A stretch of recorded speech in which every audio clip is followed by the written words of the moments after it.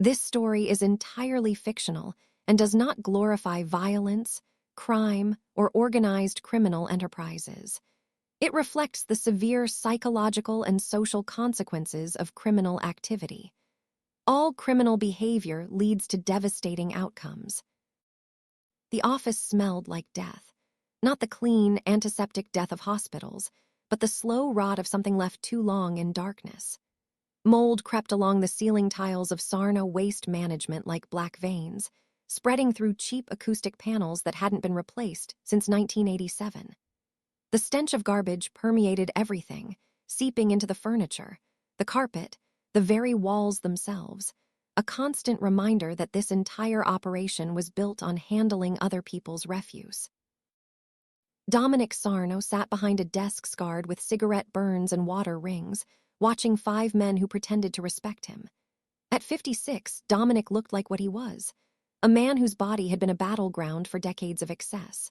240 pounds stretched across a frame built for 190. His shirt collar cut into the flesh of his neck. Diabetic, hypertensive, cirrhotic. The pills lined up on his desk like soldiers. Metformin, lisinopril, ursodiol. A small pharmacy, just to keep him functional enough to conduct business. The January cold pressed against the windows.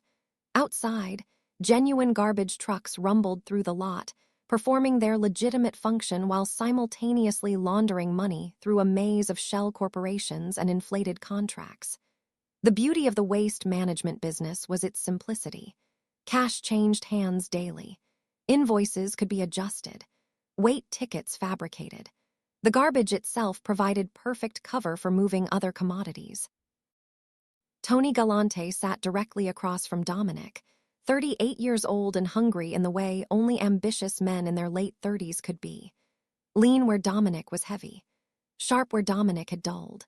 Tony wore a suit that cost $3,000, Italian cut, immaculate.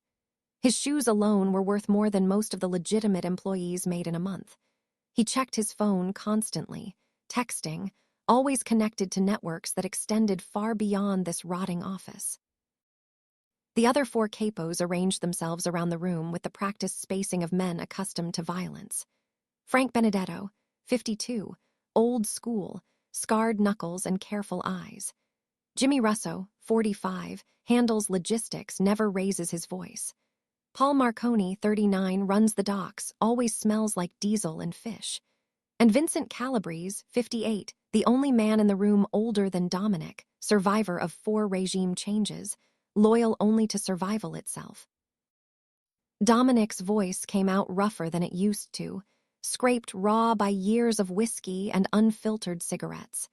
He'd quit smoking 3 years ago on doctor's orders, but the damage was permanent. Galante's crew hit the docks last night. 4 containers. Street value $2 million. Where's my cut? Tony didn't look up from his phone.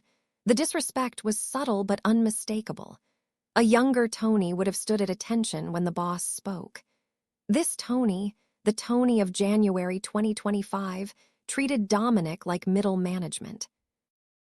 Complications, Tony said, still typing. Harbor Patrol showed early. Shift change came 40 minutes ahead of schedule. We had to dump half the product in the lake. Dominic's hand moved to the bottle of antacids beside his pill organizer. He chewed 3 tablets, the chalky residue coating his tongue. Heartburn had become his constant companion. Everything burned now. Food, water, the lies he swallowed daily. Complications, Dominic repeated, tasting the word. You know how many times I've heard that word, Tony? 30 years in this business. Complications is what people say when they're stealing from me. Tony finally looked up. His eyes were flat, shark dead. You calling me a thief, boss? The word boss came out with just enough emphasis to make it sound like an insult. Dominic felt the shift in the room. The other 4 capos watching, calculating.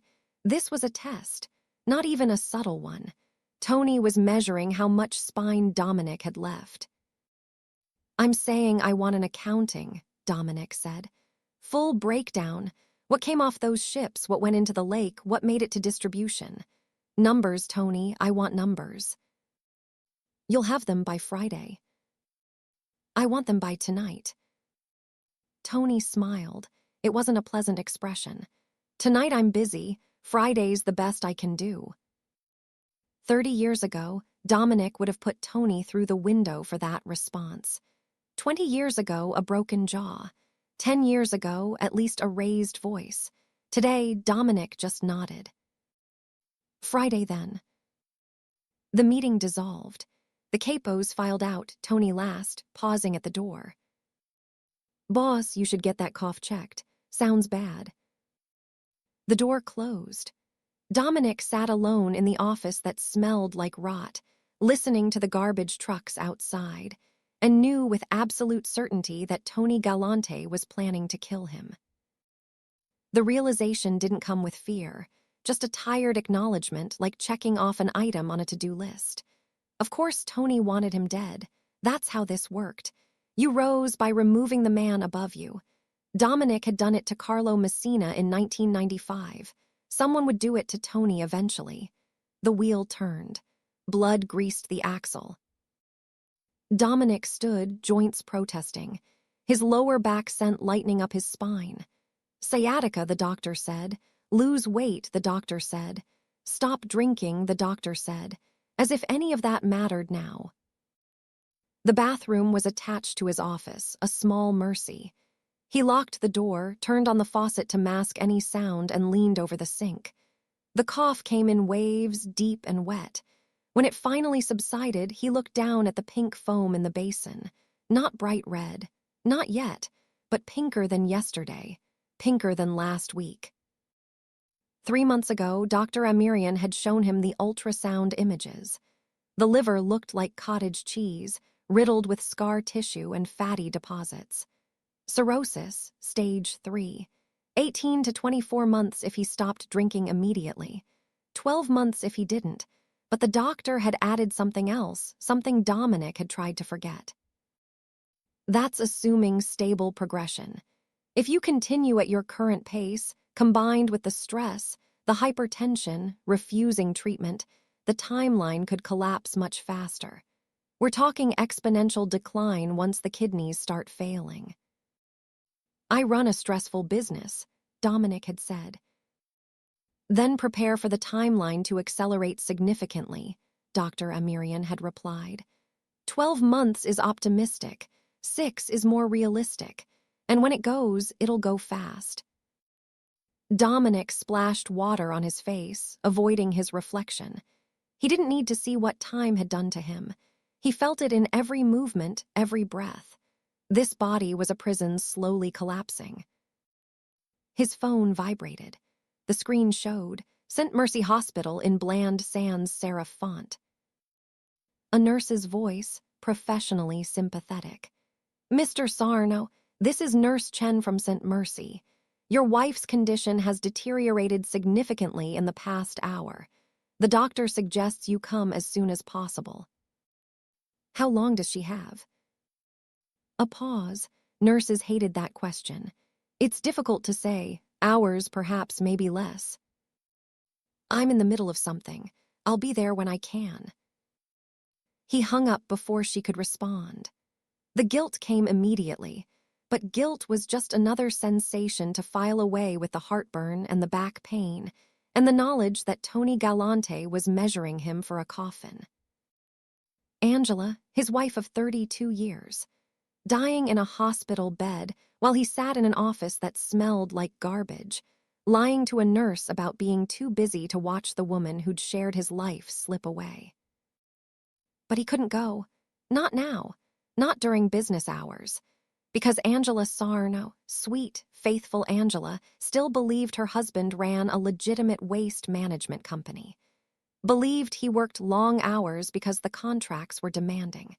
Believed the money came from union negotiations and municipal bids and shrewd business decisions. 32 years of lies, and he couldn't stop now. Not when she was hours from death. Because if he showed up at the hospital at 2 in the afternoon on a Tuesday, she'd ask why he wasn't at work. And he'd have to lie again. And she'd die knowing she'd married a liar. Better to let her die believing the fantasy. Better to be the absent husband than the honest monster. Dominic returned to his desk, pulled out the bottom drawer, and removed the bottle of Johnny Walker Blue Label he kept for emergencies. This qualified. He poured 3 fingers into a coffee mug, drank it in 2 swallows, poured another. The warmth spread through his chest, briefly overwhelming the burn of acid reflux. 12 months, the doctor said. 6 months more likely. And when it went bad, it would go fast. Dominic figured he might not even see summer. At precisely 4:30, he heard the commotion outside, doors slamming, voices raised in that particular tone of controlled aggression. He knew that sound. Federal agents conducting a raid always had the same energy. Righteous, eager, convinced they were the heroes. Dominic picked up his phone. Speed dialed his attorney. "Frank, FBI's here. Yeah, again." He hung up, settled back in his chair, and waited. Vincent Rossi came through the door without knocking. 42 years old, special agent in charge of the FBI's Chicago Organized Crime Division. Rossi had been chasing Dominic for 8 years, ever since transferring from the New York field office. He was good at his job, relentless, incorruptible. The kind of man who probably went home to a modest house in the suburbs, kissed his wife, played with his kids, and slept soundly knowing he was fighting the good fight. Dominic hated him for that, not for the investigations or the raids or the constant pressure, for the sleep, for the clear conscience, for having something to go home to that wasn't built on corpses. "Dominic Sarno," Rossi said, holding up a folded document. "We have a warrant to search these premises for evidence of RICO violations, money laundering, wire fraud, and conspiracy to commit murder." Dominic gestured at the office. "Help yourself. Coffee's fresh if you want some." "We'll pass." Agents flooded the room. Efficient, professional. They wore blue windbreakers with FBI in yellow letters across the back. Some carried empty file boxes. Others had cameras, laptops, evidence bags. They'd done this before. So had Dominic. The first time the FBI raided Sarno Waste Management was 2017. They'd seized 14 boxes of documents, 3 computers, and a filing cabinet. Found nothing actionable. The second raid came in 2019. 20 boxes, 5 computers, every hard drive in the building. Nothing. 2021, another raid. Same result. This was the 4th time.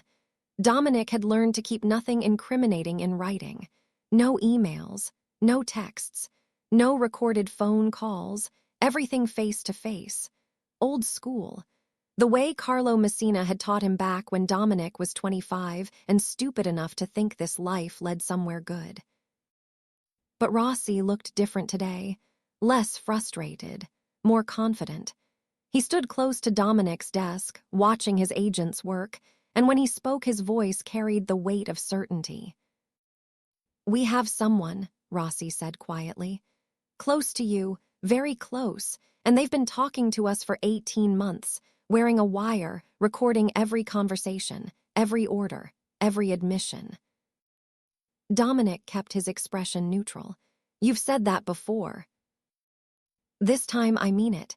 This isn't a fishing expedition anymore. We have testimony. We have recordings. We have financial records that tie you directly to 11 murders, 42 counts of extortion, and a money laundering operation that moved $87 million through this business in the last 3 years." Rossi leaned in closer. Dominic could smell his cologne, something clean and expensive. "Someone you trust," Rossi continued, "someone you've known for decades, is going to walk into a federal courtroom and bury you. And there's nothing you can do about it. Because if you touch them, if you even threaten them, I'll have you in custody so fast your head will spin." The agent straightened, adjusted his tie. "We'll be out of your hair in a few hours. Enjoy your evening, Mr. Sarno." The raid lasted 6 hours. They took 43 boxes, 9 computers, every file cabinet in the building. They photographed everything. Swabbed surfaces for DNA, bagged and tagged evidence with methodical precision. Dominic sat in his chair the entire time, sipping coffee that had gone cold, watching them dismantle his empire one document at a time. And all he could think about was the question, who was the rat? Not Tony.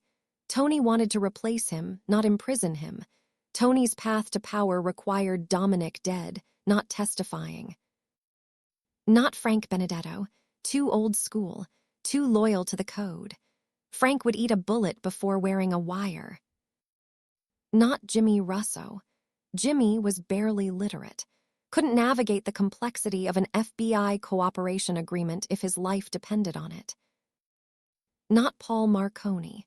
Paul had bodies buried that even Dominic didn't know about. Turning CI meant confessing to murders that would put him away for life. That left Vincent Calabrese, or someone Dominic hadn't considered. Someone below capo level, a soldier, a driver, someone close enough to hear but not important enough to suspect. Or Michael. The thought hit him like a fist. Michael Caruso, not a capo, Dominic's oldest friend, known each other since 1985. They'd come up together, robbed their first truck together, killed their first man together. Michael was best man at Dominic's wedding. Godfather to Dominic's nephew since Dominic and Angela never had children. Michael, who'd been distant lately. Michael, who canceled their weekly dinner 3 times in the past month. Michael, who avoided eye contact at the last commission meeting. Michael Caruso, 62 years old, loyal for 35 years. And possibly, the man who'd been wearing a wire for 18 months. Dominic waited until the FBI left, waited until the building was empty. Then he made a phone call. Tony, I need you to look into something, quietly. 3 hours later, Tony called back. Boss, I got something. Michael's been disappearing every Tuesday. Same time, 2 p.m. Same place, parking garage in the Loop. Federal building employee lot. Could be anything. Yeah, except I had someone follow him. He meets a woman. Blonde, 40s, wears a federal ID badge. They talk for 20 minutes. Then he leaves. Dominic felt something crack inside his chest. Not his heart. Something deeper. The last piece of whatever faith he'd had in human loyalty. You sure? I got photos, sending them now. The images arrived via encrypted text. Michael Caruso, clear as day, shaking hands with a woman in a parking garage. The woman's FBI badge visible on her hip. The timestamp, last Tuesday, 2:17 p.m. Dominic stared at the photo until his vision blurred. 35 years, everything they'd been through. The jobs, the wars, the close calls, the bodies they'd buried together. And Michael had sold him out to the FBI. Want me to handle it? Tony asked. No, I'll talk to him first. Boss, with respect, talking to a rat gets you indicted.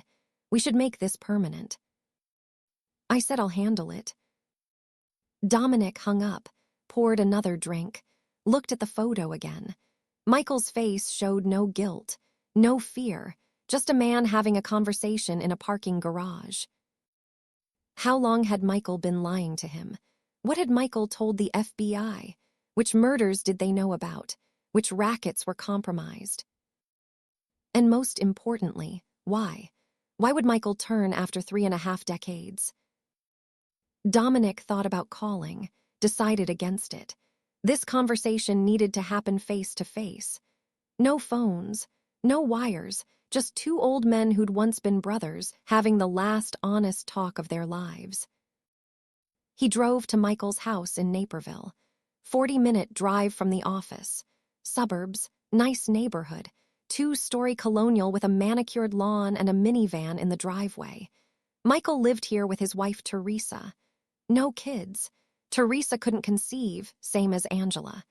Two men married to barren women, building empires that would die with them. Teresa answered the door. Mid-50s, tired eyes, graying hair pulled back in a ponytail. She smiled when she saw Dominic. Dom, what a surprise. Michael didn't say you were coming. Spur of the moment, he around. In the garage, tinkering with something. You know how he is, go on back. Dominic walked through the house. It smelled like cooking. Something Italian. Marinara and garlic, normal, domestic, everything Dominic's life had never been. Michael stood in the garage, working on a vintage motorcycle. 1972 Triumph Bonneville, half disassembled. He looked up when Dominic entered, and for just a second Dominic saw it, the flash of fear, the knowledge that the game was over. Dom, what brings you out here? Walk with me. They walked around the block, January cold biting through their coats. Kids playing basketball in a driveway 3 houses down. The sound of their laughter carried on the wind. Dominic waited until they were far enough from the houses. How long? Michael didn't pretend not to understand. 18 months since Teresa got diagnosed. So you sold me out for medical bills. I sold you out so my wife doesn't die. FBI offered immunity, witness protection, $200,000 for treatment. What was I supposed to do? You were supposed to come to me. I would have paid. Michael stopped walking, turned to face Dominic. With what? Dirty money, blood money? And then I'd owe you. Forever, I'd be deeper in instead of out. No, I chose Teresa. I chose getting out. The wind picked up. Dominic pulled his coat tighter. His back screamed. His liver throbbed. Every part of him hurt. You've been wearing a wire for 18 months. You recorded me ordering. Everything, yeah, extortion, loan sharking, the dock shipments, all of it. Every conversation we've had since June of 2023 is on tape. FBI has it all. You know what I have to do now. Michael's expression didn't change. Yeah, I do. That's why I set up a dead man's switch. If I don't check in every 48 hours, everything goes to the FBI automatically. All the recordings, all the evidence, Rossi's waiting for you to kill me. That's the last piece he needs. Conspiracy to murder a federal witness. So go ahead, Dom. Do what you do. Put the final nail in your own coffin. They stood on a suburban street in Naperville, 2 old criminals who'd run out of options, and Dominic realized he'd already lost. Not just this conversation. Everything. Michael had checkmate him 6 moves ago. When does Rossi move? Dominic asked. 3 weeks. Grand jury convenes February 14th, Valentine's Day. And you'll testify. I'll testify, and you'll go to prison, and Tony will take over Chicago, and nothing will change, except Teresa will live, and I'll sleep at night. Michael turned, walked back toward his house. Dominic stood alone on the sidewalk, watching him go. Kids were still playing basketball. Life continued.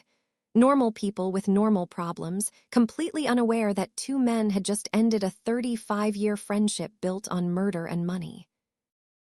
Dominic's phone rang. St. Mercy Hospital again. Mr. Sarno, I'm afraid your wife has passed. She was asking for you at the end. I'm very sorry for your loss. He hung up without responding. Stood there in the January cold, alone on a street in Naperville, and felt absolutely nothing.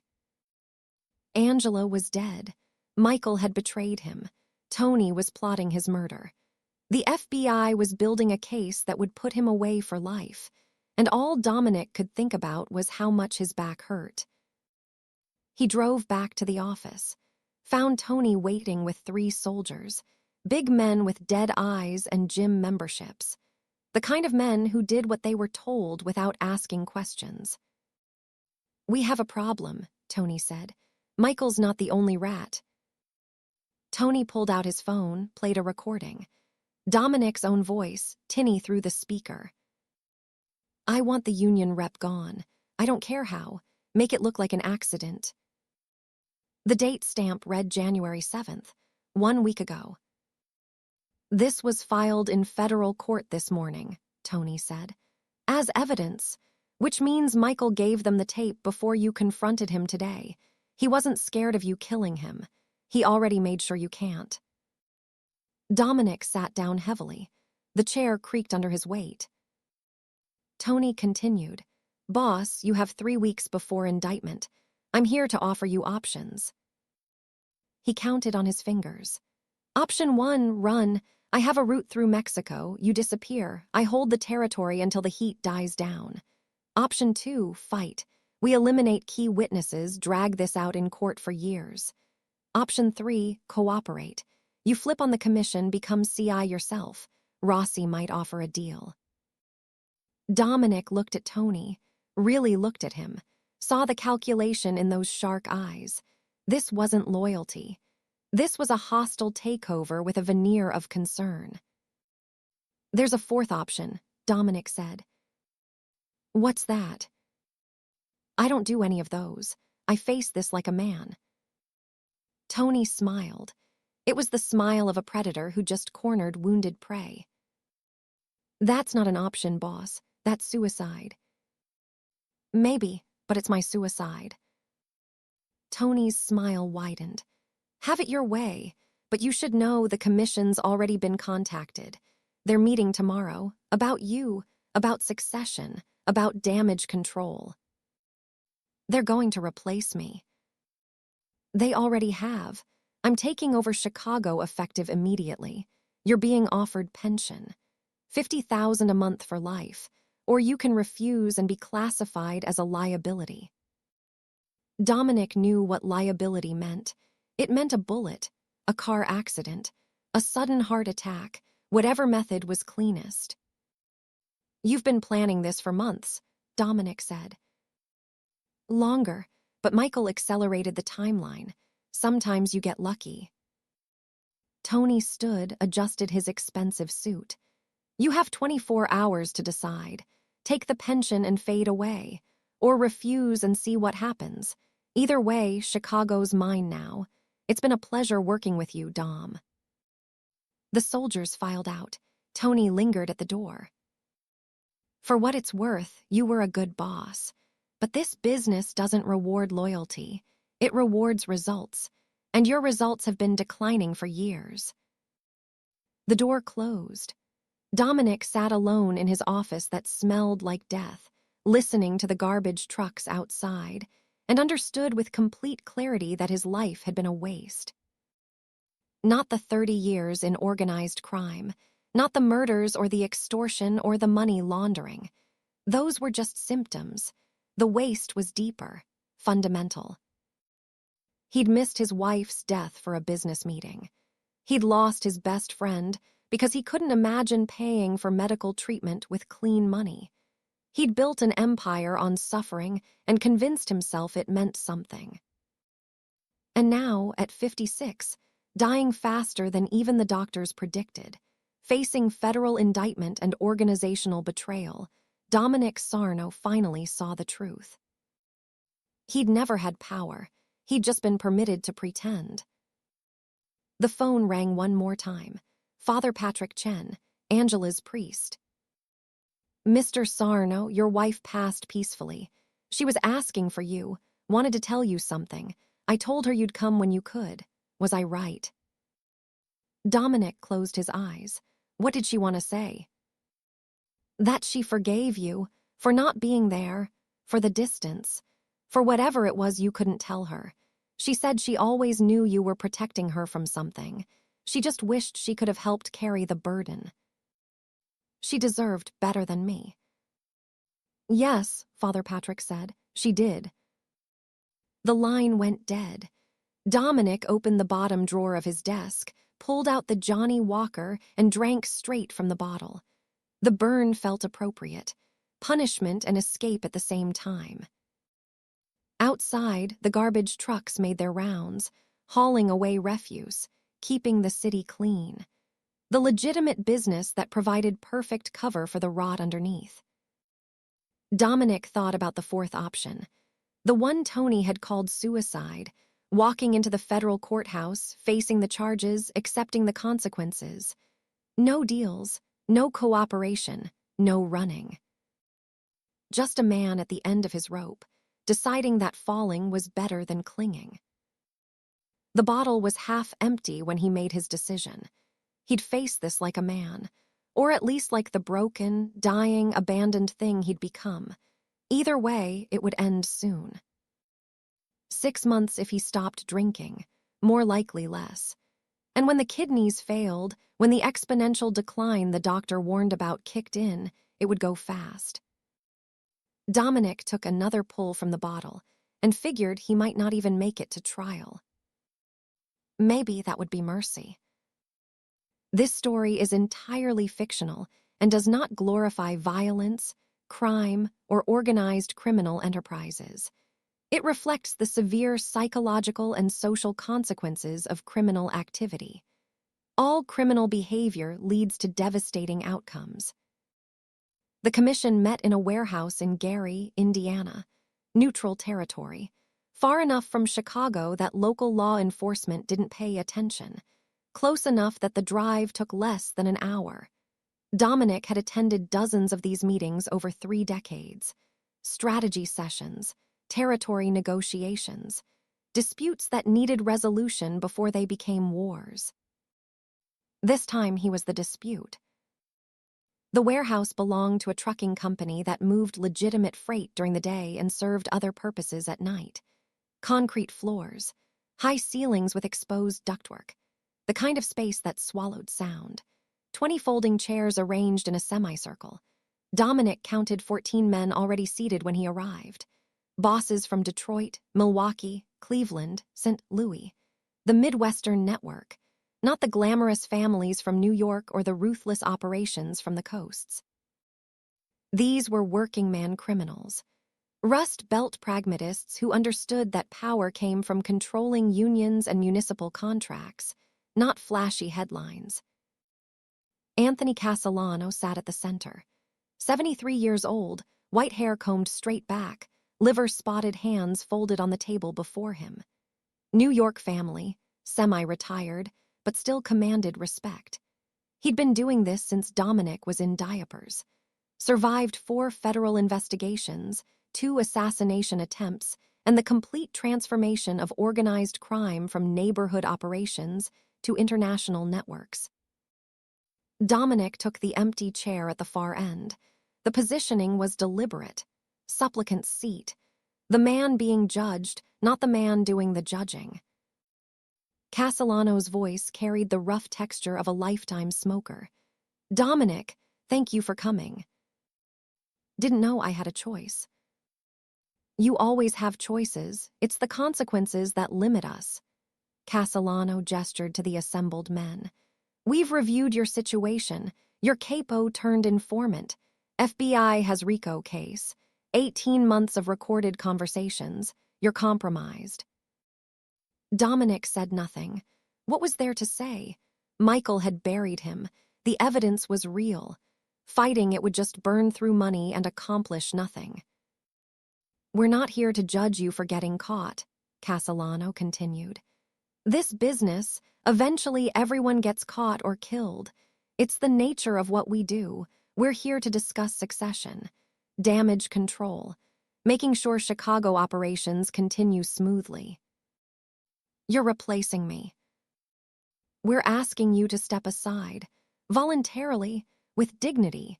Tony Galante has been in contact with us for the past 6 months, shown initiative, demonstrated capability. The transition can be smooth if you cooperate.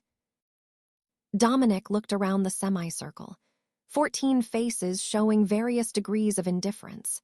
These men didn't care about him, didn't care about loyalty or history or the 30 years he'd given to this thing of theirs. They cared about continuity, about money continuing to flow, territory staying controlled, the machine running regardless of which cog got replaced. Tony's been planning this behind my back for 6 months, and you all approved it."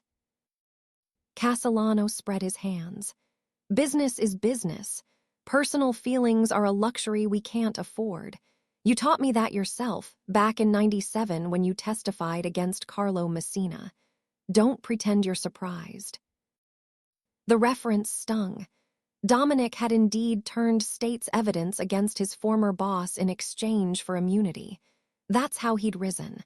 Messina went to prison. Dominic took over Chicago, and now history was repeating with the roles reversed. "What are my options?" Dominic asked. "Step down quietly. We provide pension. 50,000 per month for life. You fade away. Enjoy whatever time you have left. We hear your health isn't good." "And if I refuse?" The temperature in the warehouse seemed to drop 10 degrees. Castellano's expression didn't change, but something shifted in his eyes. "Then we classify you as a liability, and liabilities get resolved, one way or another."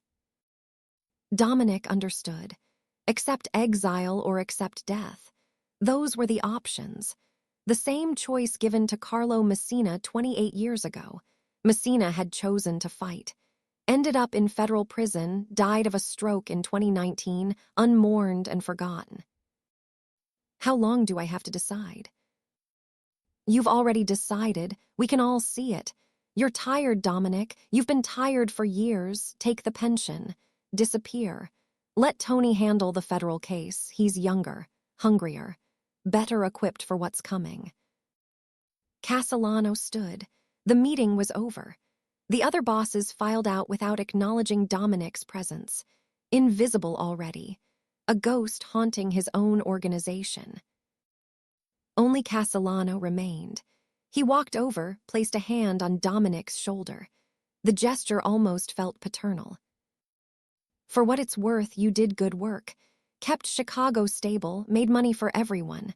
But this life, it's not designed for old age. The smart ones get out early. The rest," he shrugged. "Well, you know how it ends."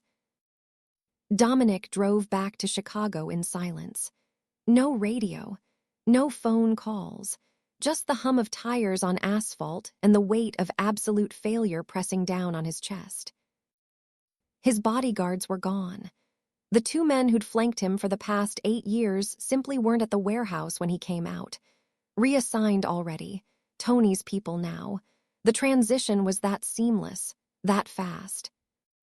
St. Mercy Hospital loomed gray and institutional against the winter sky. Dominic parked in the visitor lot, sat in the car for 20 minutes trying to find motivation to go inside. Angela was dead. There was nothing to see, just paperwork, arrangements, the administrative aftermath of death. The elevator to the 4th floor smelled like disinfectant and despair. Every hospital had the same smell, the universal scent of suffering. Father Patrick Chen stood in the hallway outside Angela's room. 67 years old, Chinese-American, wearing the black shirt and white collar of his profession. His face had the weathered quality of someone who'd seen too much human suffering over too many decades. The lines around his eyes spoke of countless vigils, endless funerals, years spent counseling people through grief.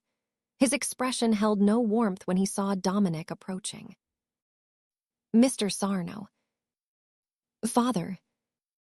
"Your wife passed at 11:47 this morning. She was in minimal pain. The morphine drip kept her comfortable." "Was she alone?" "Her sister was here.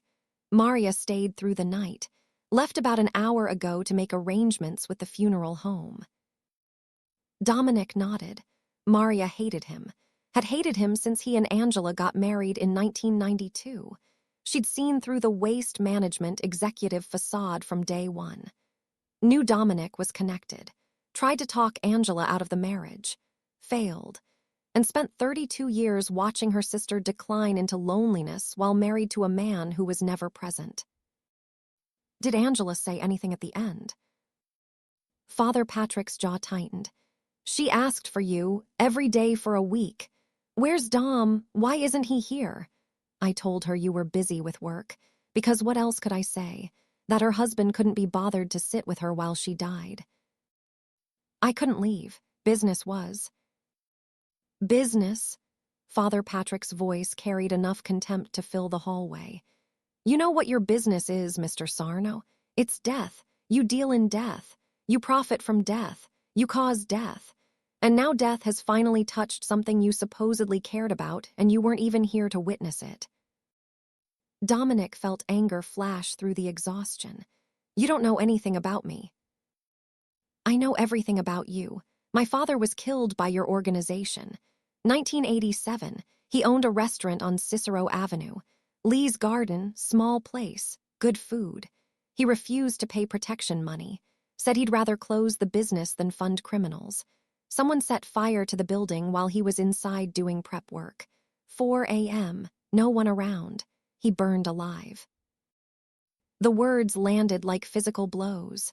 Dominic remembered the fire, not personally. He'd been low-level back then, but he remembered the stories, the message it sent. This is what happens when you refuse to cooperate. I didn't. You didn't personally light the match, but you benefited. You rose through an organization built on my father's ashes and hundreds of others like him. So don't tell me I don't know you. I know exactly what you are. Father Patrick stepped closer. Despite being 3 inches shorter and 40 pounds lighter, he somehow seemed to tower over Dominic. I became a priest to learn forgiveness, to overcome hatred, to find peace with what happened to my father, and for 38 years I've tried. I've counseled criminals. I've given last rites to dying gangsters. I've sat in confessionals and heard men admit to horrors that would make you sick, and I've forgiven them all. He paused. But I can't forgive you. Not you, not any of you, because you're still doing it, still destroying lives, still burning down restaurants because the owners won't pay tribute. My father's been dead 38 years and nothing has changed. What do you want from me? I want you to stop pretending you're a victim. Angela died thinking you were a good man forced into difficult situations by circumstances. She died believing a lie, and you let her. You could have told her the truth, could have asked for forgiveness, could have given her the dignity of knowing who she'd actually married, but you were too much of a coward. Father Patrick turned toward the elevator. The funeral is Friday, 10 a.m., St. Benedict's. Don't bother coming. Maria doesn't want you there. Neither do I. Will handle it. You've done enough damage. The elevator doors closed. Dominic stood alone in the hospital corridor, surrounded by the beeping of monitors and the distant sound of someone crying in another room. He went into Angela's room anyway. The bed had been stripped. Fresh linens waited for the next patient. Her belongings sat in a clear plastic bag on the chair. Toiletries, a nightgown, the worn paperback mystery novel she'd been reading. A life reduced to one bag of items. Dominic picked up the book. The bookmark was 3/4 through. She'd never finish it now, never know how the story ended.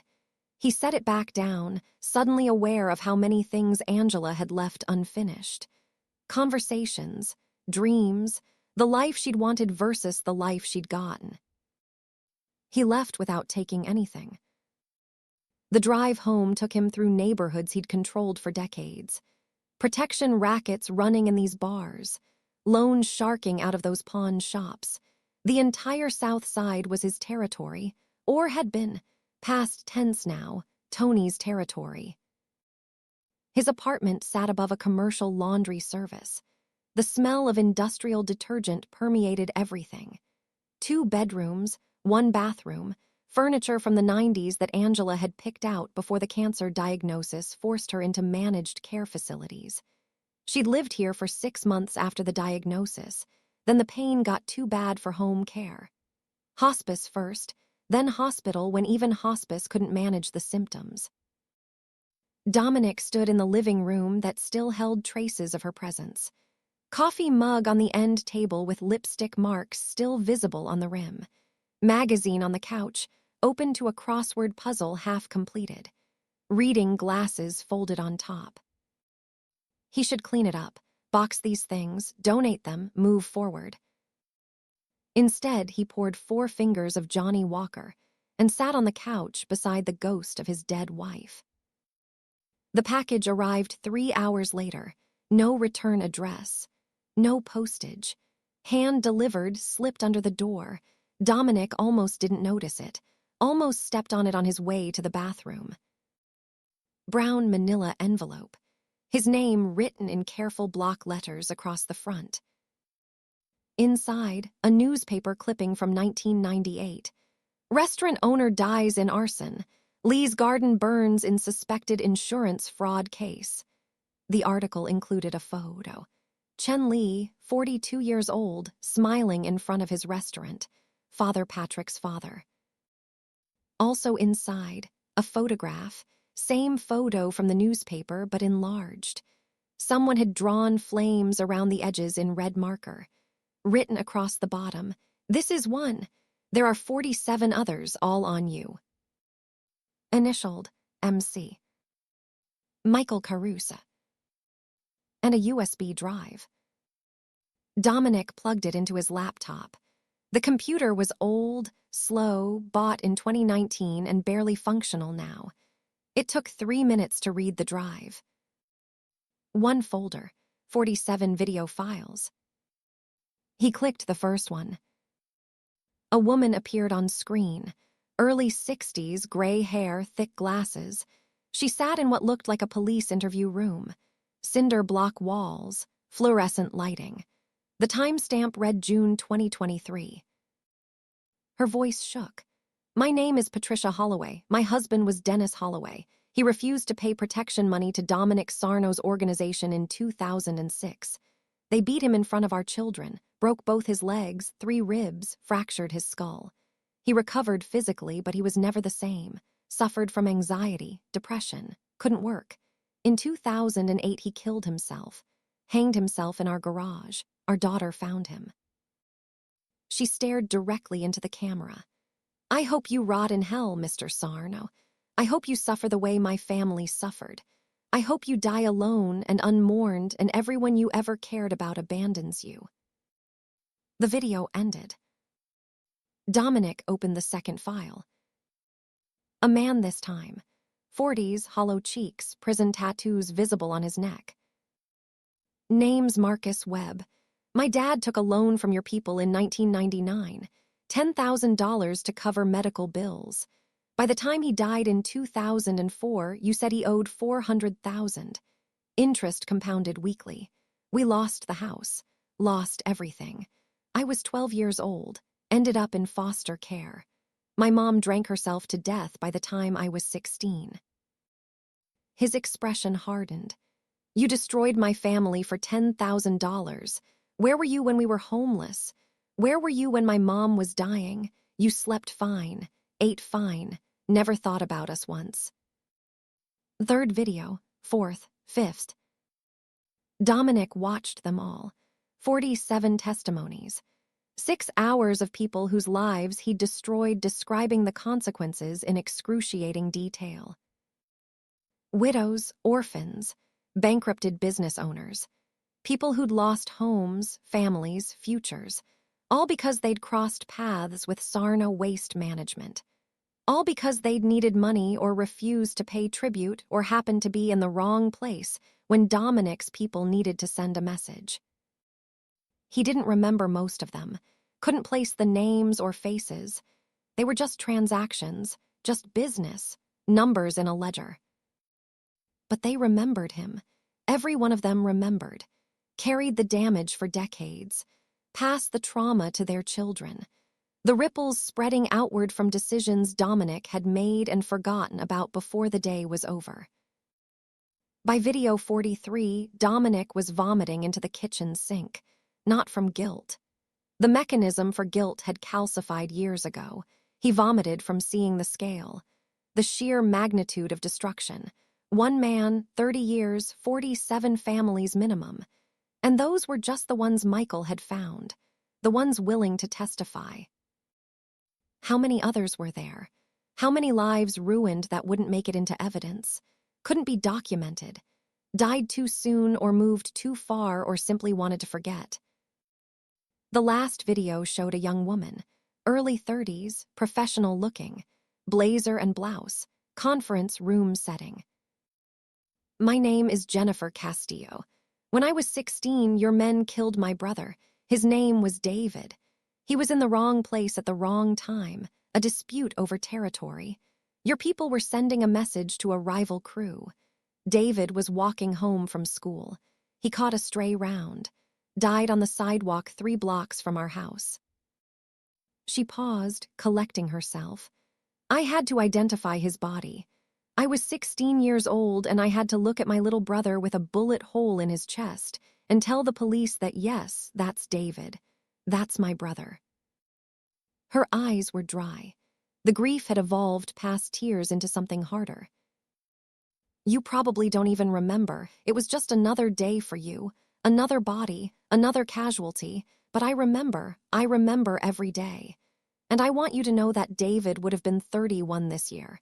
He wanted to be a teacher. He was good with kids. Kind, patient, everything you're not. She leaned toward the camera. You took that from the world. You took him from us. And you slept fine that night, didn't you?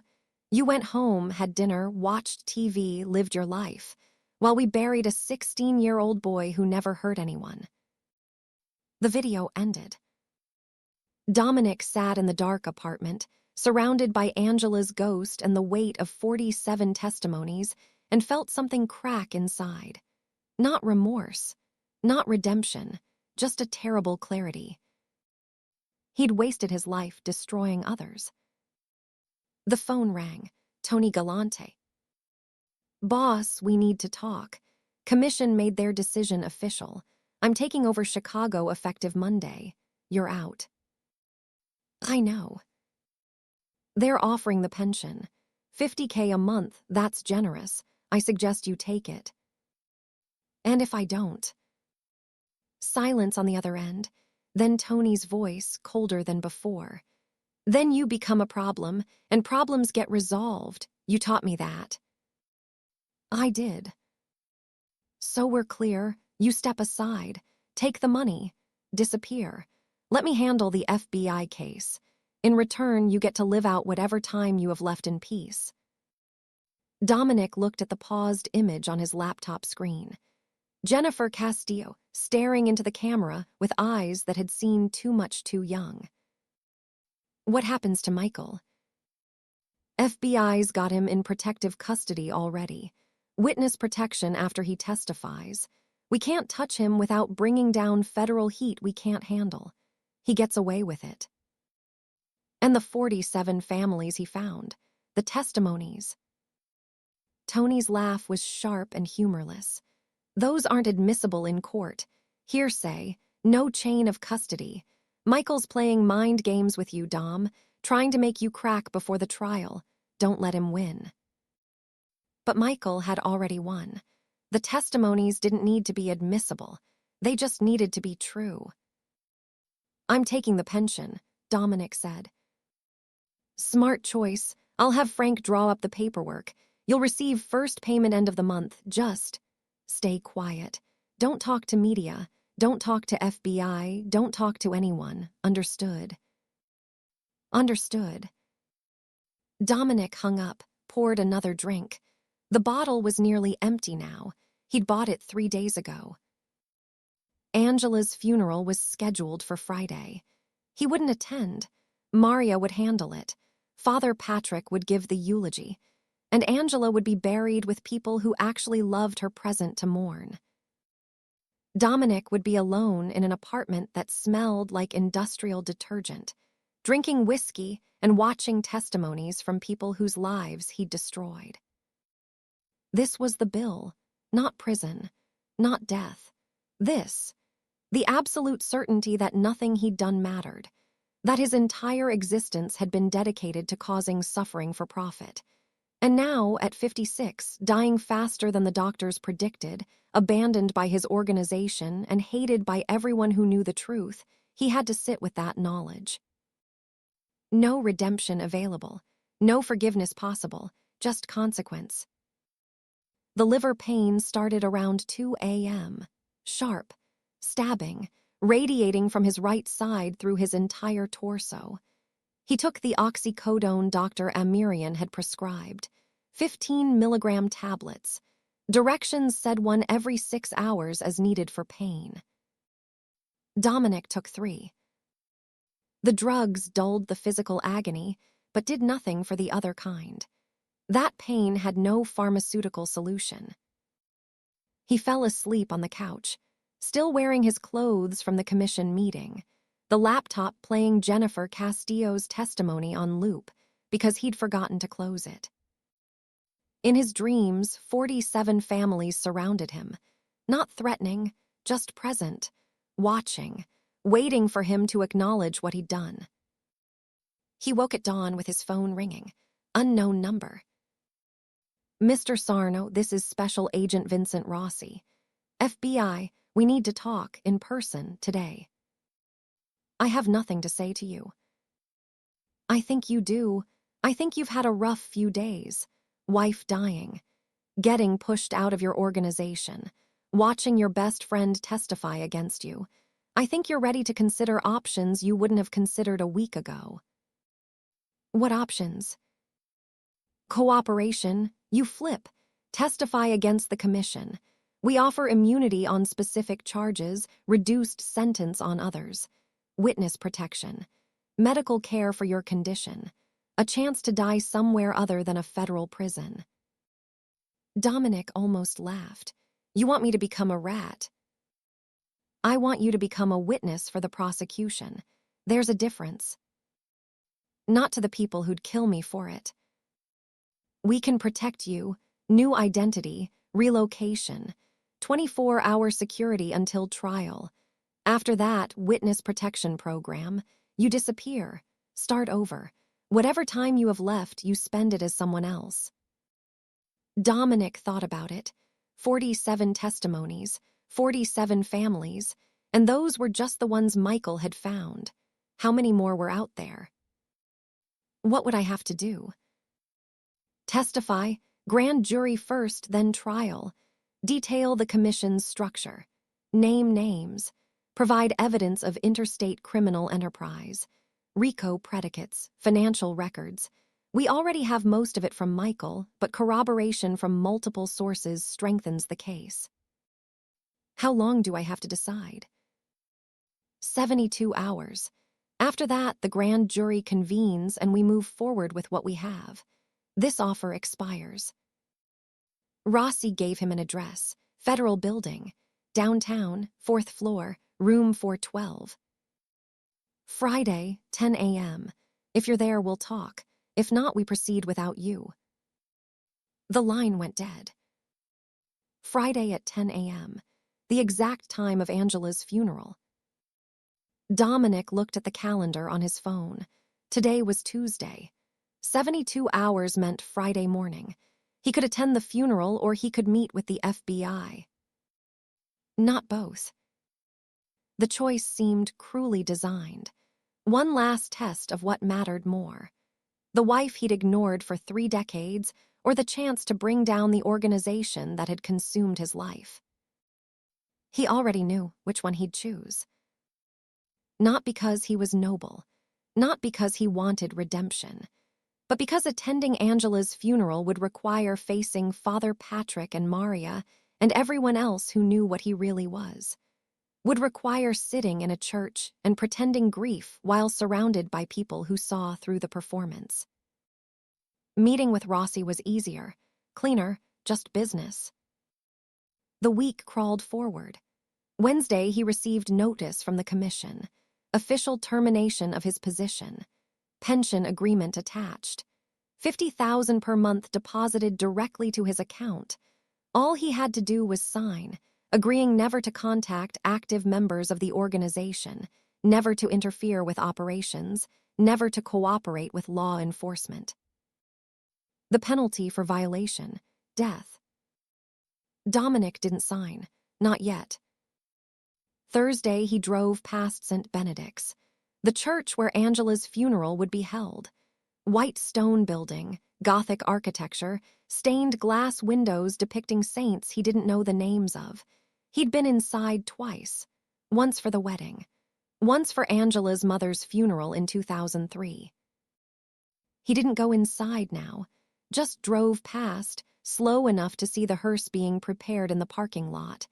Tomorrow they'd load Angela's casket, drive her to the cemetery, lower her into ground that would freeze solid within weeks.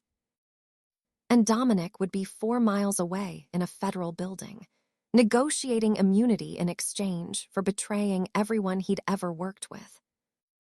The symmetry was almost poetic. Friday morning arrived cold and clear.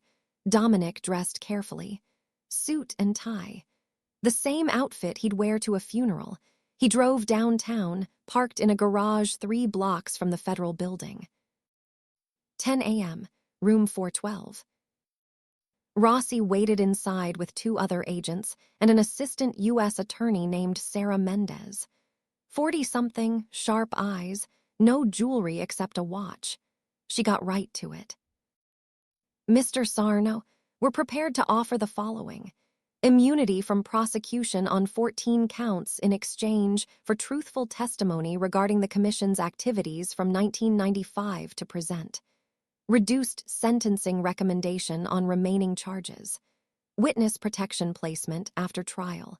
Medical care through federal program. She slid a document across the table. This is the cooperation agreement. Read it carefully. Sign it if you accept. Refuse and we proceed with full prosecution. You'll die in federal prison. Dominic picked up the document. 23 pages. Legal language, terms and conditions. The price of becoming exactly what he'd always despised. A rat. He thought about Michael, about how much he'd hated Michael for wearing a wire, for betraying 35 years of friendship. And now here he was, being offered the same deal. How long do I have? End of business today, 5 p.m. After that, the offer's withdrawn. Dominic stood. I need to think about it. He left the building, walked 3 blocks to a diner, ordered coffee he didn't drink, sat in a booth and watched people go about their normal lives, working, shopping, solving ordinary problems. None of them had spent 30 years destroying lives for profit. None of them faced the choice between dying in prison or becoming an informant. At 11 a.m., Angela was being eulogized, Father Patrick telling mourners about her kindness, her faith, her strength through suffering. At 11:30, they'd load her casket into the hearse. By noon, she'd be in the ground. Dominic sat in the diner until 2 p.m. Then he drove back to the federal building. Room 412. Rossi and Mendez waited. I'll testify, Dominic said. All of it. Everything you want to know. Names, dates, locations, financial records. I'll give you the commission. Mendez slid the cooperation agreement across the table. Dominic signed it. And with that signature, he became the thing he'd always hated most. Not a criminal, not a boss, not even a murderer. A witness for the prosecution. A rat. Outside, snow began to fall. The first real snow of winter. By evening, it would cover everything. The streets, the buildings, Angela's fresh grave. Clean and white and temporary. Like every other lie Dominic had ever told himself about redemption. This story is entirely fictional and does not glorify violence, crime, or organized criminal enterprises. It reflects the severe psychological and social consequences of criminal activity. All criminal behavior leads to devastating outcomes. The safe house was a rental property in a subdivision west of the city. Modest single-story ranch style, vinyl siding in neutral beige, small yard with chain-link fence. The kind of place where neighbors minded their business and nobody asked questions. Federal marshals rotated shifts every 8 hours. 2 inside, Two in an unmarked sedan parked 3 houses down. Dominic had been here for 6 weeks. February.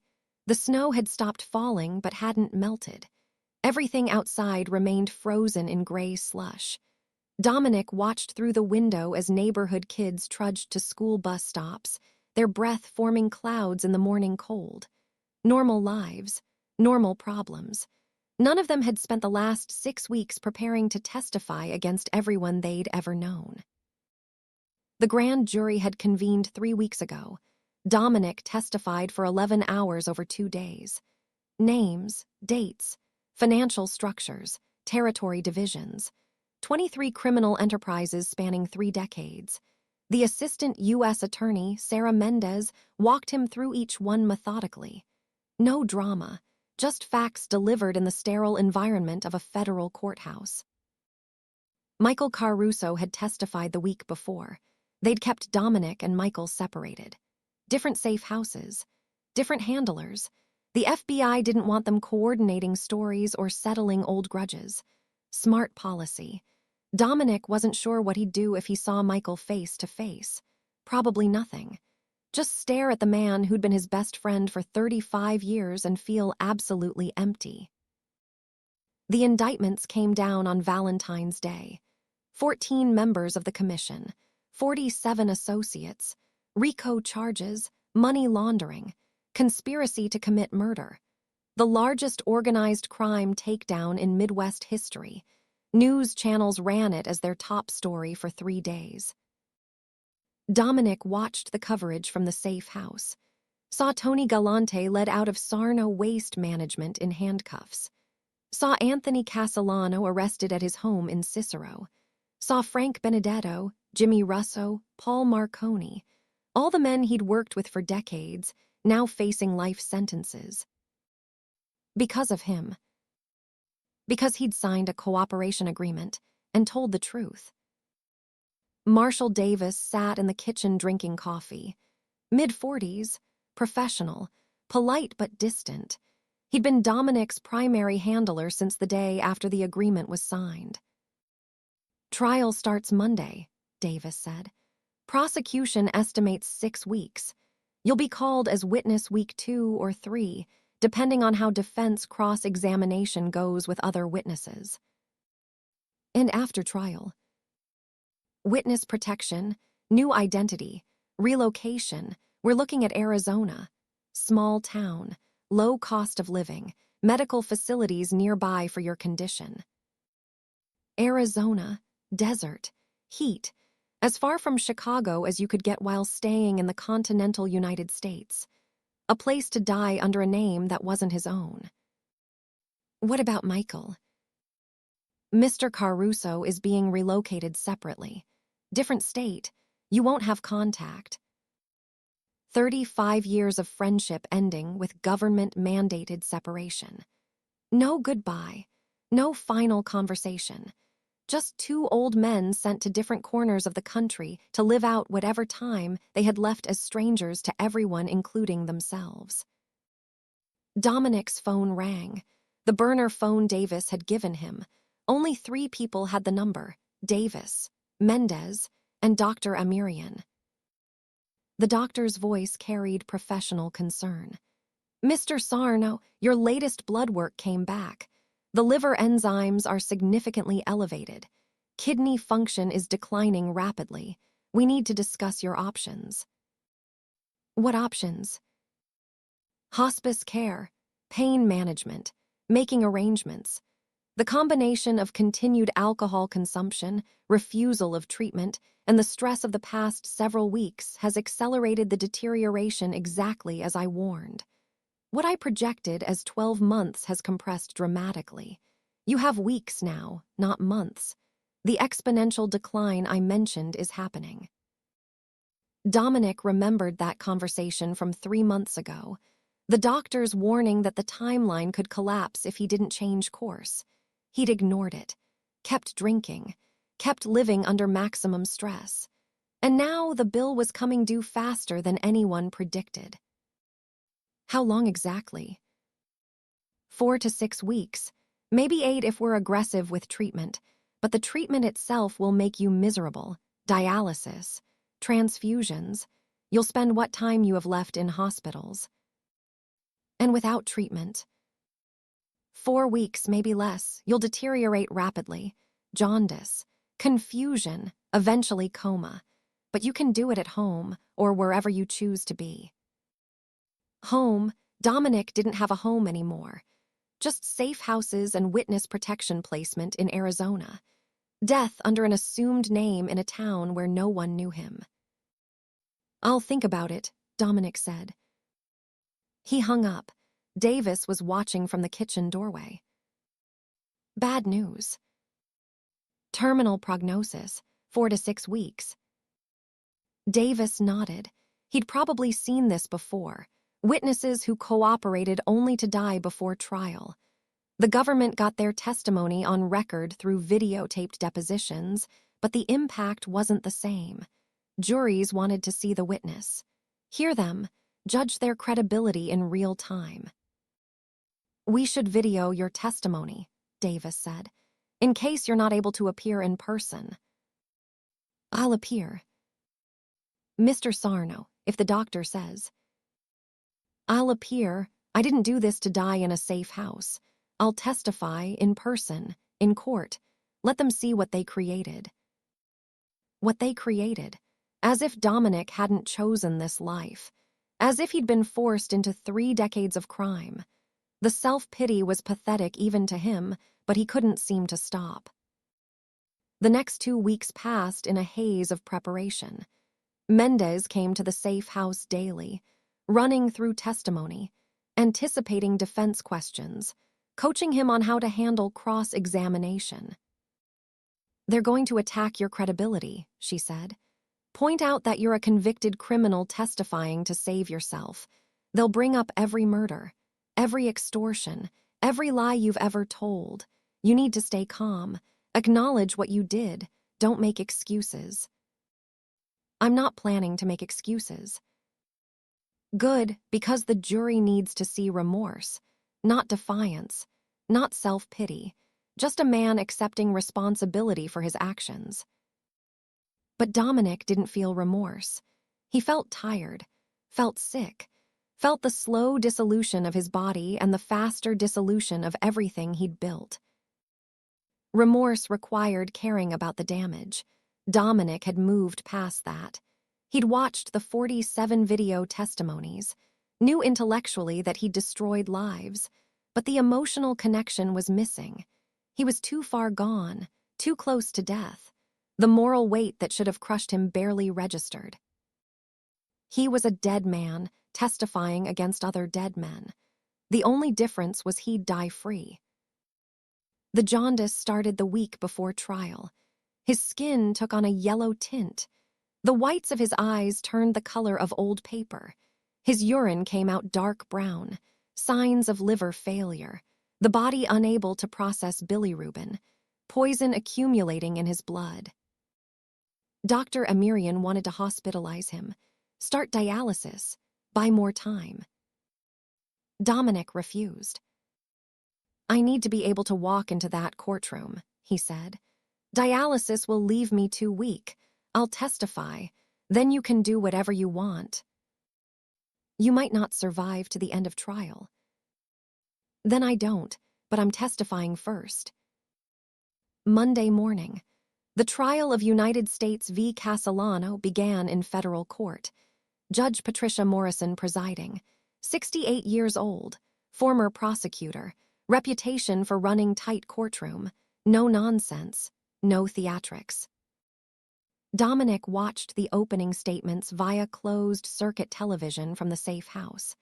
Mendez delivered the prosecution's case with clinical precision. "The evidence will show that these defendants operated a criminal enterprise spanning 3 states and 30 years. They controlled unions, corrupted officials, murdered witnesses, and enriched themselves through the suffering of honest citizens." The defense attorneys each gave their own version of the same argument. Their clients were legitimate businessmen being persecuted by overzealous prosecutors, using the word of criminals to target successful men. The government's case relied on rats and liars, men like Dominic Sarno and Michael Caruso, who'd trade their own mothers for immunity. Not entirely wrong. Michael testified on day 4. Dominic watched from the safe house as his oldest friend sat in the witness box and methodically destroyed everyone they'd ever worked with. Names, dates, crimes. Michael had kept records, receipts, photos, 35 years of insurance in case this day ever came. The defense attorneys tore into him during cross-examination. Mr. Caruso, you've admitted to participating in 17 murders. Is that correct? Yes. And you're testifying here today in exchange for immunity from prosecution for those murders. Yes. So you get to walk away from 17 homicides while these men go to prison. Does that seem fair to you? Michael's expression never changed.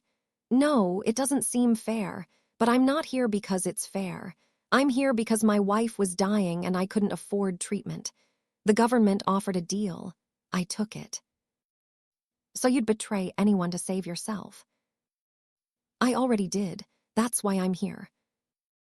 The honesty was almost refreshing. No pretending to be a hero. No claiming moral high ground. Just a man who'd made a deal with the devil and honored the terms. Dominic was called to testify on day 9.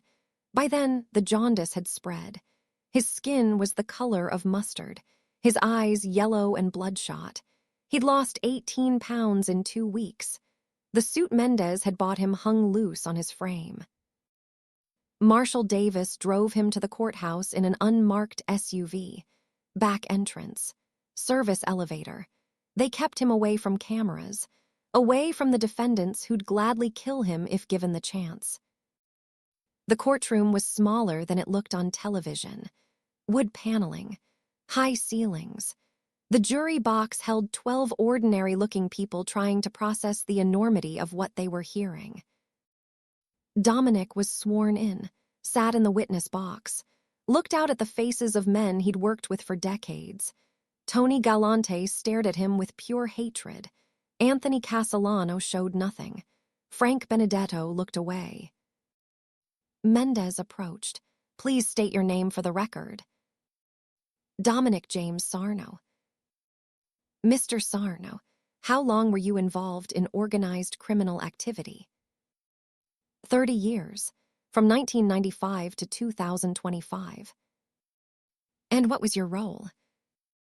I ran Chicago operations for the commission, controlled territory south of Roosevelt Road, oversaw protection rackets, loan sharking, labor union corruption, waste management contracts used for money laundering. The questions continued for 3 hours. Mendez walked him through the organizational structure, the hierarchy, the methods, the specific crimes he'd ordered or participated in. Mr. Sarno, in your 30 years with this organization, how many people were killed on your orders or with your knowledge? Dominic had been dreading this question, had known it was coming, had tried to count in the weeks before trial but kept losing track. At least 40, probably more. I didn't keep exact records. Were any of these victims involved in criminal activity themselves?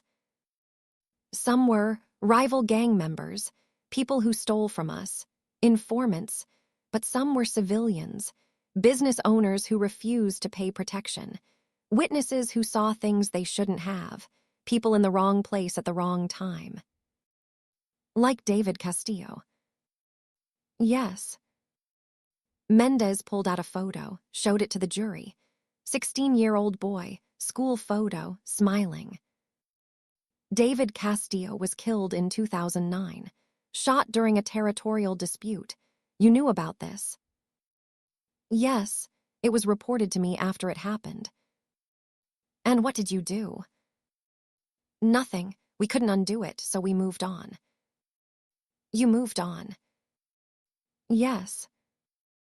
The words hung in the courtroom. 12 jurors staring at him. 12 ordinary people who'd probably never even seen a dead body, trying to comprehend the casual brutality of we moved on. Mendez continued. Mr. Sarno, why are you testifying here today? This was the moment, the question every witness faced, the moment to explain why cooperation, why betrayal. Dominic had practiced the answer with Mendez dozens of times. He was supposed to say, because it was the right thing to do, because I wanted to stop more families from being destroyed, because I wanted to take responsibility. Instead, he said, because I'm dying, and I didn't want to die in prison. Mendez froze. That wasn't the script. You're testifying to avoid prison time. Yes, that's what the cooperation agreement offers. Reduced sentence, maybe probation, maybe witness protection. The government offered me a way to die free instead of in a cell. I took it. But you could have simply accepted the charges, pled guilty. Why cooperate? Why testify against your former associates? Dominic looked at Tony Galante, at Castellano, at all of them. Because they would have done the same to me. This organization, this life, it's built on betrayal. Everyone betrays everyone eventually. I just did it first. It was the truth, ugly, selfish, completely devoid of nobility. The jury looked disturbed. Good, they should be disturbed. The cross-examination lasted 2 days. Each defense attorney took turns trying to destroy Dominic's credibility, pointing out inconsistencies, highlighting his crimes, making sure the jury understood that the government's star witness was a murderer and a liar. Dominic confirmed it all. Yes, he'd ordered killings. Yes, he'd lied for 30 years. Yes, he was testifying to save himself. Yes, he deserved prison. Yes, he was a terrible person. By the end, even the prosecutors looked uncomfortable. This wasn't how cooperating witnesses usually testified. They were supposed to express remorse, show rehabilitation, give the jury someone to sympathize with. Dominic gave them nothing, just facts, just truth, just a dying man too tired to pretend. The trial continued for 3 more weeks after his testimony. Other witnesses, other evidence, financial experts explaining the money laundering, law enforcement describing surveillance operations, the slow, methodical building of a case that would put 14 men away for life. Dominic watched from the safe house as his body continued its shutdown sequence. The jaundice spread. His abdomen swelled with fluid, ascites, the liver no longer processing waste, everything backing up into his tissues. Dr. Amirian came to the safe house twice a week, each time with the same recommendation, hospitalization. Each time Dominic refused. There's nothing you can do, Dominic said. You said so yourself. The accelerated timeline you predicted is happening. I made my choices. This is the consequence. You're in pain. Give me morphine. Morphine will make you confused, disoriented. Better than being clear-headed and miserable. So the doctor prescribed morphine, oral tablets first, then liquid when Dominic couldn't swallow pills anymore. Then, finally, a subcutaneous pump that delivered constant doses into his deteriorating tissue. The world became fuzzy around the edges. Time stretched and compressed. Hours felt like minutes. Minutes felt like days. Dominic floated in a chemical haze, watching the trial coverage when he was lucid enough, sleeping when he wasn't. Marshal Davis checked on him regularly. Mr. Sarno, the jury's deliberating, could be a verdict any day. Dominic nodded. Words were becoming difficult. The morphine made speaking feel like moving through honey. Do you need anything? What did he need? A new liver, a time machine, a chance to undo 30 years of choices. None of that was available, so Dominic shook his head. The verdict came on a Wednesday, March 15th, Guilty on all counts, all 14 defendants, every single one. Castellano would die in prison. Tony Galante would die in prison. Frank, Jimmy, Paul, Vincent, all of them, life sentences, no parole. The news showed them being led out of the courtroom in shackles. Tony Galante looked directly at the camera and mouthed 2 words, "You're dead." Dominic watched from his bed in the safe house, too weak now to sit up, too far gone to care about threats. Davis appeared in the doorway. "Mr. Sarno, witness protection is ready to proceed. We have a house in Tucson, medical facility nearby, hospice care arranged. We can transfer you tomorrow." Dominic tried to speak. His voice came out as a whisper. "No. Sir, it's not safe for you to stay here. The commission has resources. They'll come after you." "Let them." "Mr. Sarno, I'm not going to Arizona. I'm not dying as someone else. I'm dying here. You can't stay in this safe house indefinitely." "I won't have to. Doctor says days, maybe a week." Davis looked uncomfortable. "What about arrangements, funeral, next of kin?" Dominic almost laughed, almost. "No funeral, no next of kin. Angela's dead. No kids, no family, cremate whatever's left, scatter the ashes, I don't care where. There has to be someone, a friend, a relative. Everyone I knew either hates me or is in prison because of me. There's no one." Davis left, came back an hour later with forms, end-of-life directives, do not resuscitate orders, cremation authorization. Dominic signed them with a shaking hand that barely worked. The morphine was up to maximum dosage now, the pump delivering constant medication to keep the pain manageable. But pain was slipping through anyway, deep, bone deep. The kind of pain that had nothing to do with failing organs and everything to do with the absolute certainty of a wasted life. Father Patrick appeared on the 3rd day. Dominic wasn't sure if he was real or hallucination. The morphine made distinguishing difficult. "Mr. Sarno," the priest's voice, real then. Dominic opened eyes that barely focused. Father Patrick stood beside the bed, 67 years old now, black shirt, white collar.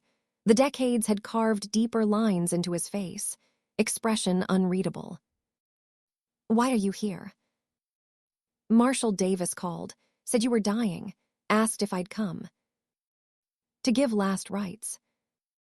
"To witness the end, same as I witnessed Angela's end."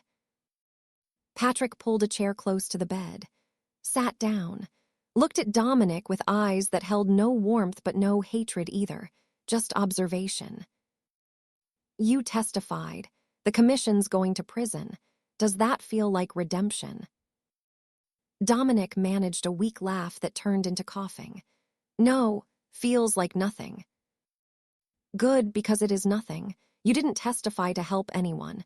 You testified to die free. And now you're dying anyway, in a safe house.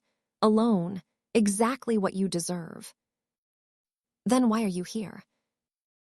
Patrick was quiet for a long moment. "Because I'm a priest, and my job is to sit with the dying, even the ones I can't forgive, even the ones who destroyed everything they touched."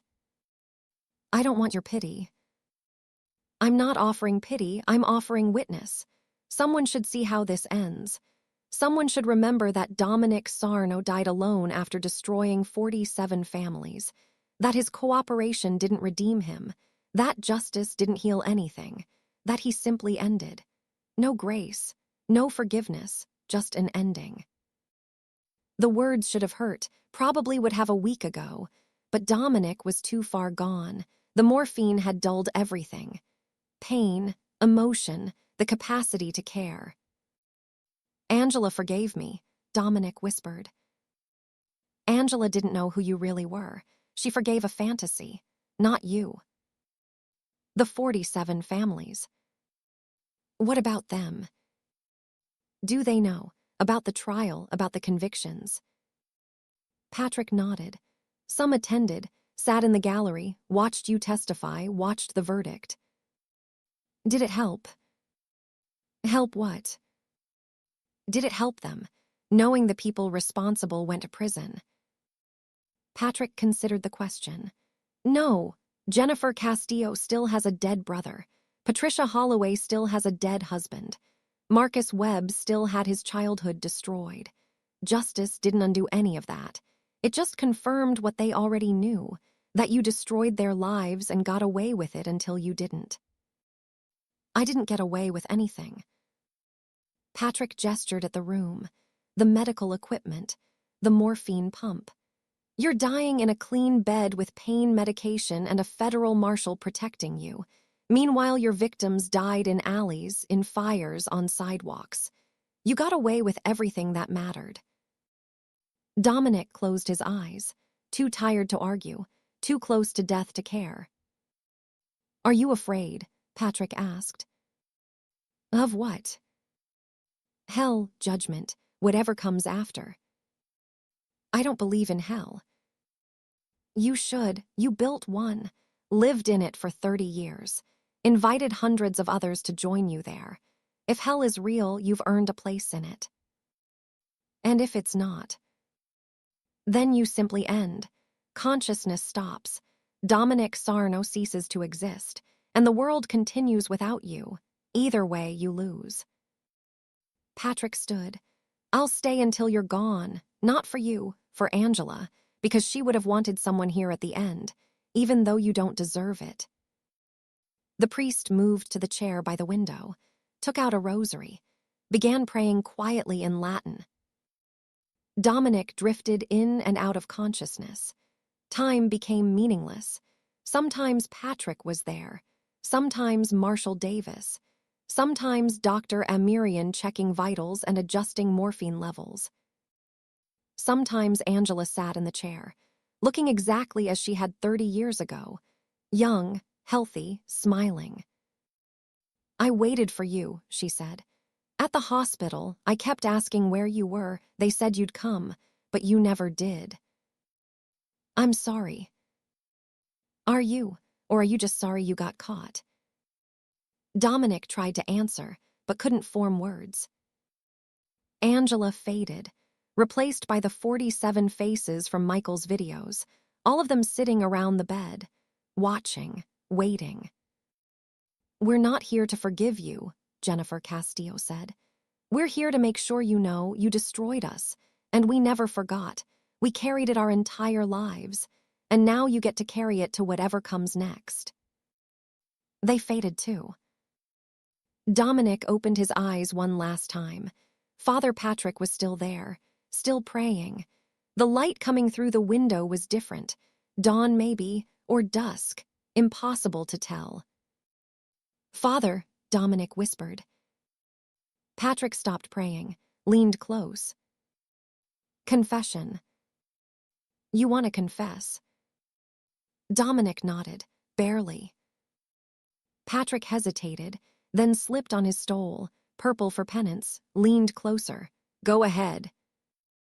I'm not sorry. Patrick waited. I know I should be. I know that's what you want to hear, but I'm not sorry I did it. I'm just sorry I got caught. Sorry I'm dying like this. But if I could go back, if I could do it all again, I'd make the same choices. Because I'm not wired for anything else. I'm just what I am. That's not a confession. That's a statement of fact. I know, but it's the truth. And I wanted someone to hear it. The truth, not the performance I gave in court, just the truth. Patrick straightened. Then you die as you lived, unrepentant, unchanged, lost. Yeah. Dominic felt his breathing slow, felt the spaces between breaths getting longer. The morphine was up too high now, respiratory depression, the body shutting down its final functions. He thought about Chicago, about the garbage trucks running their routes, about Sarno Waste Management operating under new ownership, about all the lives continuing without him. He thought about Angela buried in St. Benedict's Cemetery, About Michael somewhere in witness protection living under a different name. About Tony Galante in a federal prison, planning revenge he'd never get to execute. He thought about the 47 families, about whether his testimony had meant anything to them, whether justice had provided any comfort at all. Probably not. Justice didn't undo damage, didn't bring back the dead, didn't heal trauma. It just confirmed that bad things had happened and someone would be punished. But the punishment didn't balance the scales. The ledger never balanced. The people you hurt stayed hurt. The lives you destroyed stayed destroyed. All justice could do was add more suffering to the pile. Dominic's last conscious thought was the certainty that he'd wasted everything. Not just his own life, but all the lives he'd touched. Consumed them, burned them down, left nothing but ash. And now he was ash too. Father Patrick felt for a pulse, found nothing. He closed Dominic's eyes, made the sign of the cross more from habit than conviction. Marshal Davis appeared in the doorway. He's gone. Yes. Did he say anything at the end? Patrick thought about the confession that wasn't really a confession. The admission of no remorse. The truth that Dominic would have done it all again. No, Patrick said. Nothing worth repeating. They cremated Dominic Sarno 3 days later. No funeral. No service. No mourners. Just a technician at a crematorium processing another body. The ashes went unclaimed. Marshal Davis had them scattered in Lake Michigan. No ceremony, no marker, just gray powder dissolving into gray water. The Chicago Tribune ran a small obituary. Dominic Sarno, 56, died March 18th. He was a witness in the recent federal organized crime trial. No survivors. No survivors. That was accurate. Everyone who'd known Dominic was either dead, in prison, or in witness protection. The man himself had died without leaving anything behind except testimony and damage. Tony Galante read the obituary from his cell in FCI Terre Haute. He smiled, not because Dominic was dead, but because Dominic had died alone, unmourned, forgotten already. That was the real punishment. Not prison, not death, but irrelevance. Michael Caruso read the obituary in a library in Montana. He'd been relocated to a town of 8,000 people under the name Mark Carlson. His wife Teresa's cancer was in remission. They had a small house. He worked at a hardware store. He folded the newspaper, felt nothing. 35 years of friendship ending with a 3-sentence obituary in a newspaper 2,000 miles away. He didn't attend any memorial. There wasn't one to attend.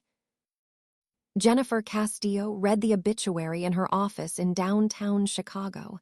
She'd become a prosecutor, assistant state's attorney, spent her days putting criminals in prison, trying to prevent other 16-year-olds from being killed on sidewalks. She felt no satisfaction reading about Dominic's death. Her brother was still gone. Justice hadn't brought him back. Revenge hadn't healed anything.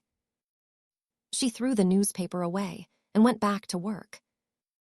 Father Patrick said a private mass at St. Benedict's, not for Dominic, for Angela, for the woman who died believing she'd married a good man, for the innocents destroyed by 32 years of lies.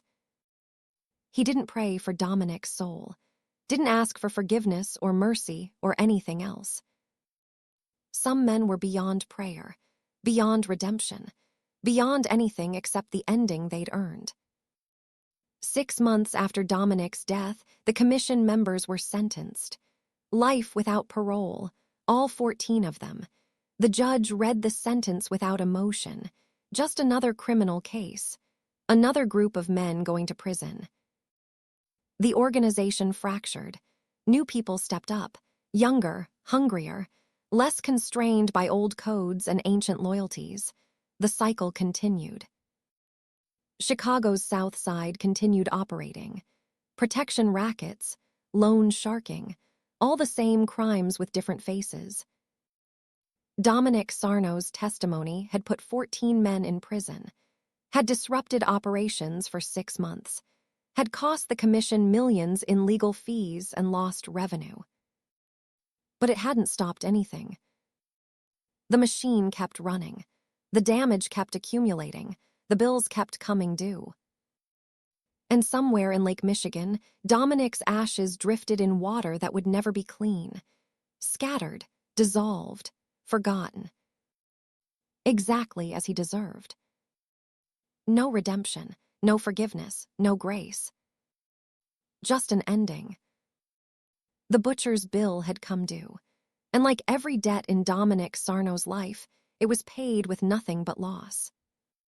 I've narrated hundreds of stories, but Dominic Sarno's ending stayed with me for days. Not because he found redemption, he didn't, but because at 56, dying and alone, he finally told the truth. I'd make the same choices again. Here's what haunts me. How many of us carry smaller versions of Dominic's ledger? Relationships we neglected, truths we avoided, bills we're still pretending won't come due. I want to hear from you. Have you ever made a choice you can't undo? How do you live with it? Do we owe the people we've hurt an apology, or is honest acknowledgement enough? Drop your thoughts below. No judgment, just real conversation with people who have lived long enough to know life doesn't come with easy answers.